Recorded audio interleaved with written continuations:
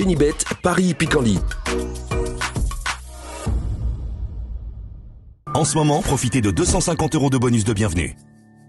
Bonjour à toutes, bonjour à tous, direction l'hippodrome de Chantilly et sa piste en sable fibré pour le Quintet Plus de ce jeudi 26 octobre. Nous évoquerons donc cette compétition dans la première partie de l'émission et dans la deuxième, j'aurai des coups de cœur à vous transmettre, notamment pour Cabourg en Réunion 4, puisque j'ai pu discuter, m'entretenir avec plusieurs entraîneurs y participants et des drivers, certains d'entre eux affichant une belle confiance. Comme vous le savez, il vous est toujours possible de liker ce programme, de le partager, et ce via nos différents réseaux sociaux, Facebook ou encore Twitter. Ne vous en privez surtout pas, c'est un acte gratuit. Pour ce Quintet Plus cantilien, le prix du chêne du coup de foudre, je ferai confiance à des chevaux qui ont participé et fait l'arrivée d'une épreuve référence, le prix de la Galerie des Batailles, disputé à Chantilly, mais sur le gazon, c'était fin septembre. Ce jour-là, le numéro 2, Bubble Sing, se classait deuxième. À mon avis, elle peut trouver son jour ici. C'est une jument extrêmement régulière depuis ses débuts, une pouliche, devrais-je dire. Elle compte 6 courses au compteur, 6 podiums. Deuxième de la course référence, elle mérite un large crédit. Je lui poserai le numéro 10, Simon Casse, seulement 9e de cette course référence, prix de la Galerie des Batailles, fin septembre à Chantilly, mais ce jour-là, après avoir tiré en début de parcours, s'être montrée un peu brillante, elle a fini dans une très plaisante action, suffisamment en tout cas pour, à mon avis, jouer les premiers rôles ici. Je le reposerai le numéro 6, Ray Coletti, qui a bien fini également côté corde ce jour-là dans la course référence pour se classer 6e. À mon avis, elle peut améliorer son classement si elle se tient un peu plus près ce coup-ci. Donc numéro 6, on s'en méfiera, c'est un bel outsider. Le numéro 3, Del Cielo, a toujours terminé parmi les 4 premiers depuis ses débuts. Mieux encore, elle compte une victoire et 3 places de deuxième en 5 courses courues. Pour ses débuts dans les handicaps, je la pense capable de très bien faire. Je le reposerai le numéro 1, I Am a Believer, qui n'est autre que le lauréat de ce même quintet référence du 28 septembre, le prix de la Galerie des Batailles à Chantilly sur le gazon. Le cheval a été remonté de 7 livres sur l'échelle handicapeur, mais à mon avis, il conserve son mot à dire pour l'obtention d'une place. Je retiendrai ensuite le numéro 13, Anoline, 8e seulement de la course référence du 28 septembre. Mais attention, Anoline retrouve le sable et sachez qu'elle avait gagné sur la PSF de Deauville en début d'année, on s'en méfie. Le numéro 9, Gallet Creed, reste sur 2 échecs, à Vichy et à Compiègne, mais attention, ce cheval avait pris une 2e place dans un quintet deauvillais au cours de l'été. À mon avis, il serait imprudent de l'écarter et de le condamner hâtivement. Attention également numéro 11, Coco Duo, pour une belle surprise. Elle partira à une cote intéressante, mais j'avais bien aimé sa prestation récente dans une épreuve bien composée à Compiègne où elle affrontait des chevaux qui étaient en meilleure valeur théorique que la sienne. Elle avait auparavant pris la 4e place d'un quintet disputé à Dieppe au cours de l'été. À mon avis, c'est un trublion en puissance. En cas de partant, je retiendrai le numéro 8, c'est Joli Corbeau. Résumé chiffré pour ce quintet du jeudi 26 octobre. Le 2, Bubble Sign. Le 10, Simon Casse. Le 6, Ray Coletti. Le numéro 3, Del Cielo. Ensuite le 1, I Am a Believer. Le 13, Anoline. Le 9, Gallet Creed. Et le numéro 11, Coco Duo. On se retrouve pour les coups de cœur. En ce moment, profitez de 250 € de bonus de bienvenue. Voici désormais mes informations et conseils de jeu pour ce programme du jeudi 26 octobre.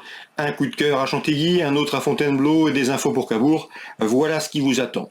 Pour Chantilly, en réunion principale, j'aime beaucoup le 207 Prophétie. Elle est proche de sa course et à mon avis, elle peut parfaitement la trouver dans cette compétition. C'est le 207 Prophétie. Fontainebleau, réunion 3, j'aime beaucoup le 502 Farah, qui a débuté convenablement, voire même très correctement dans le prix finaux, s'y classant 4e le mois dernier, le 19 septembre. Cette pouliche bien née me semble ici en mesure de jouer la victoire. C'est le 502 Farah, réunion 3, Fontainebleau. On ouvre maintenant la page de Cabourg, la réunion 4. J'aime beaucoup dans la première le 108 Kendall, présenté par Sébastien Arnaud, un cheval en constant progrès, qui à mon avis devrait ici jouer les premiers rôles, c'est un bon droitier.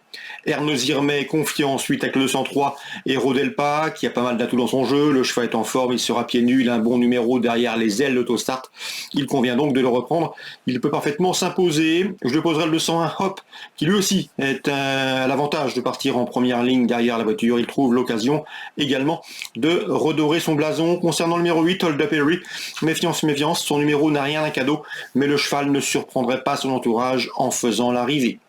J'ai pu discuter également avec Laurent Kubisch. Son interview est disponible gratuitement sur canalcurve.com.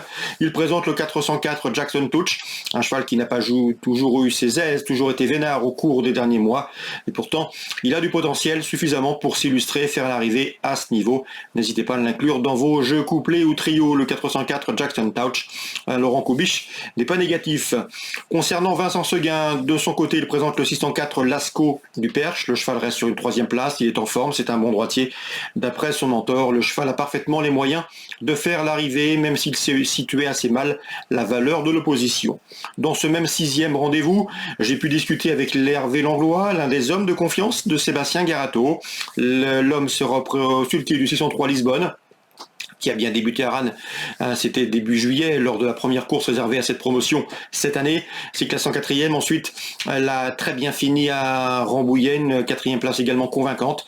D'après son mentor, la corde à droite ne va nullement de la déranger. Elle a pas mal de vitesse et il serait déçu de ne pas la voir sur le podium de cette course, le 603 Lisbonne.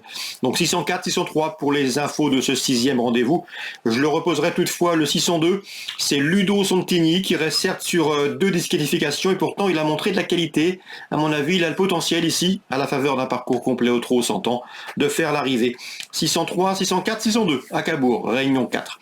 On termine par Jérôme Borda qui présente le 812 Carnet de Voyage, un cheval qui a besoin encore de prendre de la maturité et de la force, mais d'après lui, c'est un cheval qui a de l'avenir au trot monté. Il se déplace d'ailleurs en priorité pour ce 812 Carnet de Voyage par rapport à son autre partante du jour. Donc le 812 Carnet de Voyage, Jérôme Borda est loin d'être négatif. Lui aussi peut parfaitement faire l'arrivée de cette épreuve et venir corser les rapports d'un couplet, voire d'un trio. C'est un cheval d'avenir au trot monté. Je vous le répète, Dixit, son mentor. Voilà sur ce qu'on pouvait dire pour ce programme du jeudi 26 octobre. Bon jeu à tous, rendez-vous demain.